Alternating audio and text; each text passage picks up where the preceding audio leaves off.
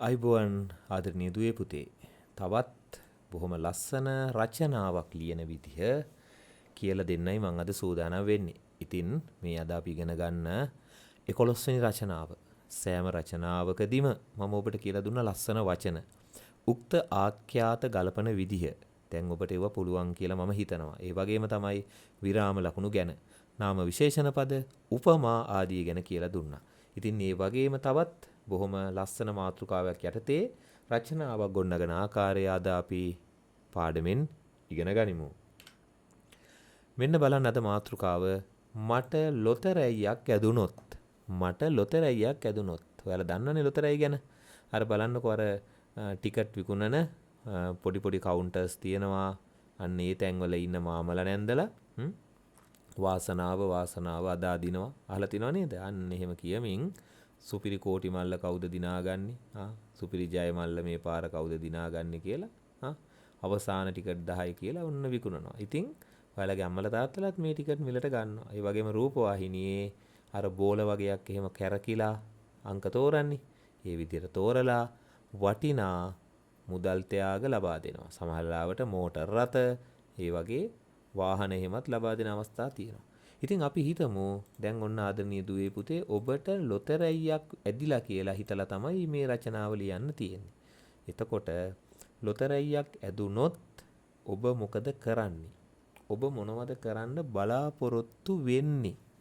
කියන කරුණු තමයි මේ රචනාවට ගොඩනගන්න ඕන. තාම ලොතරැයියක් ඇදිලා නැහැ. ඇදුනොත් ඔබ කිරීමට බලාපොරොත්තු වෙන දේ. හොඳයි. අපි දැන් රචනාව ගැන මොනවද මේ රචනා මාතෘකාවට අදාළව මොනවද ලියන්නේ කියලා බලමු. මට කියන වචනේ දිහා හොඳින් බලන්න. මේ වචනේ තියෙන හින්දා ඔයාට පුළුවන් මට, මම, මගේ, මගෙන් වගේ වචන යොදාගෙන ලියන්න. මේ වචනේ වෙනස් කරගන්න පුළුවන්. ඒ වගේම ලොතරැයියක් ඇදුනොත් මේ කොටසත් අපි ගලප ගන්න ඕන. ඉතින් ඔබට ලොතරැයියක් ඇදුනොත් ඔබ මොකද කරන්නේ? ඔබ කරනවා කියලා හිතන දේවල් ටිකක් මම ගලපනවා. ඔබට මේවා වෙනස් කරගන්න පුළුවන් නිදහසේ.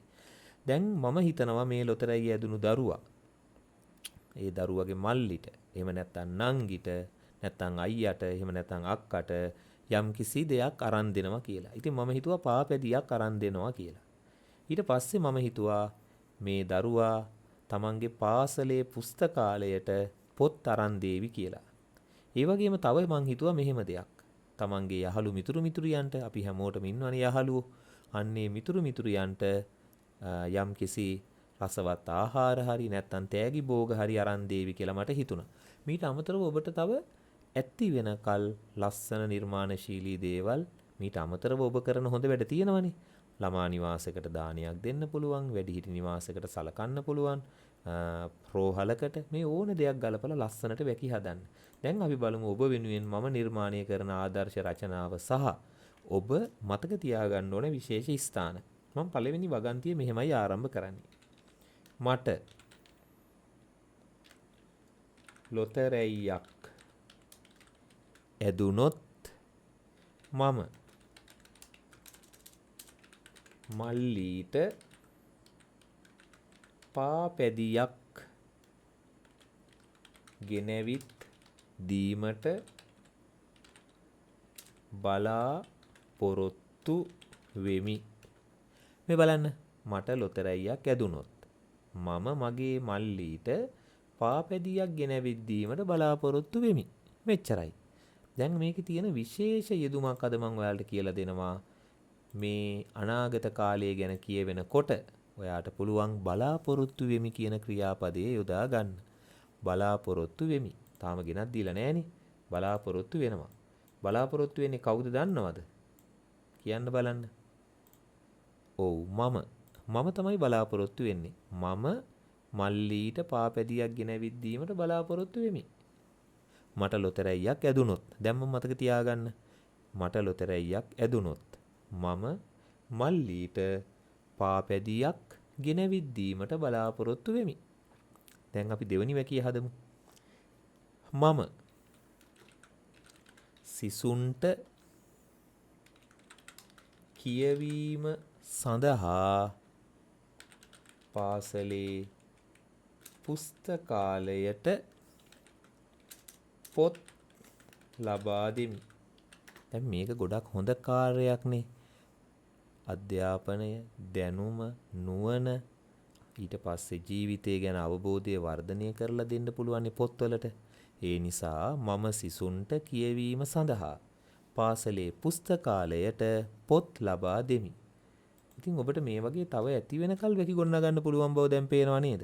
ඔන්න මම හදන 3 වෙනි වැකිය. බලන්නකෝ. මගේ මිතුරන් සියලු දෙනාටම මගේ මිතුරන් සියලු දෙනාටම මම රසවත් ආහාර පාන ලබා දෙමි. පුංචි සාදයක් පවත්වලා මගේ මිතුරන් සියලු දෙනාටම මම රසවත් ආහාර පාන ලබා දෙමි. ක්‍රියාපදය නැතිනම් ආඛ්‍යාතය ලබා දෙමි. ලබා දෙන්නේ කවුද? මම. මේකේ තියෙන ලස්සන වචනයක්. ඒ තමයි රසවත්. බලන්නකො මේක නාම විශේෂණ පදයක්නේ. මොන ආහාරද? රසවත් ආහාර. තව විශේෂ යෙදුමක් පෙන්වන්නද? මේ බලන්නකො මේකේ තියෙන යුගල පදයක්. පුළුවන් නම් කියන්න මතක් කරලා අඳුරගෙන. අන්න හරි. මේ තියෙන්නේ ආහාර පාන. කෑම බීම. ආහාර පාන. මම මගේ මිතුරන් සියලු දෙනාටම මම රසවත් ආහාර පාන ලබා දෙමි. මේ හැම වචනයක්ම හොඳට අඳුර ගන්න. ඔබගේ වාංකෝෂය හොඳින් දියුණු කරගන්න මේ වගේ වචන ගොඩක් සවන් දීලා පොත්පත් කියවලා මතක තියාගන්නේ ඔයාලා හැමෝටම ගොඩක් වටිනවා. ඉතින් භාෂාවෙන් පෙළහර පාන්නට මේ සියලුම රචනා ඔබට උපකාර වෙනවා කියලා මම හිතනවා. ඉතින් මේ විදිහටම තවත් ලස්සන රචනා ලියන්න ඉගෙන ගන්න ස්මාර්ට් ප්‍රයිමරි YouTube channel එක subscribe කරන්න. ඔබේ යාළුවන්ට නරඹන්නට මේ වීඩියෝස් ෂෙයා කළාට කමක් නැහැ. ඒ වගේම තමයි ඔබට තව ඉගෙන ගන්න අවශ්‍ය කරන රචනා මාතෘකා එහෙම තියෙනවා නම් වීඩියෝ එක පහලින් කමෙන්ට් කරන්න. මම ඔබට මේ මාතෘකා වලට අදාළව වැකි නිර්මාණය කරන ආකාරය ඉක්මනින්ම අරගෙන එන්නම්. එහෙනම් සියලුම දරුවන්ට ජයග්‍රාහී සුබ දවසක් වේවා. ආයුබෝවන්.